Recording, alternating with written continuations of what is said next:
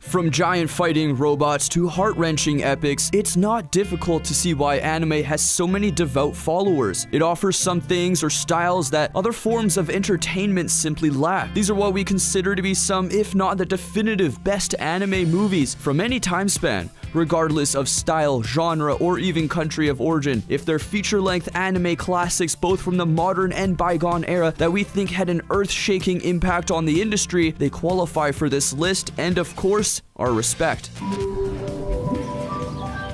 The first Pokemon movie sought to underscore a very important thing. Pokemon was not, like the countless crazes that rose and fell before and after it, a passing fad. This statement stands firm today as it still holds multiple generations of children and young adults in its thralls as an entertainment giant. That's not to say the film should be defined solely by the message it trumpeted though. It effortlessly blended both the definitive friendly nature that the series had become beloved for with the more heavy, sobering themes. We won't ever forget that scene that teased Pikachu's death. It didn't just give a gentle tug on our heartstrings, it tightly clenched them and damn near ripped them out. For the franchise, it typified just how damn good it was in itself. The value of the first Pokemon film extends far beyond the ancient Mew card we got with the retail purchase.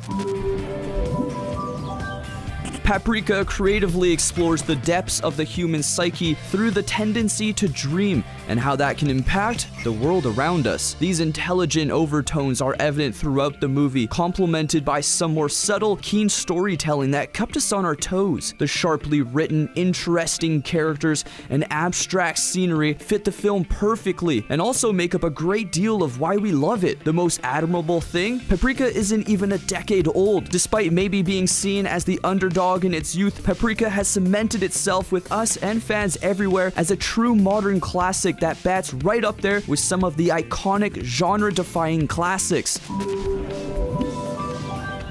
Released in 1981, Mobile Suit Gundam is actually a compilation as opposed to its own fully original piece. Bits and pieces, various scenes of different episodes from the original run of the anime a couple years prior were packed together and created a film that would kickstart a craze. The undying love for seeing giant mechanized monstrosities clobbering the daylights out of each other, a love that we of course share. The film also manages to touch on some more insightful issues, such as how technology infiltrates every aspect of our daily lives. Personally, we think a movie about massive robots clobbering one another utilizing more underlying subtle themes is pretty impressive, but we mostly just like the clobbering.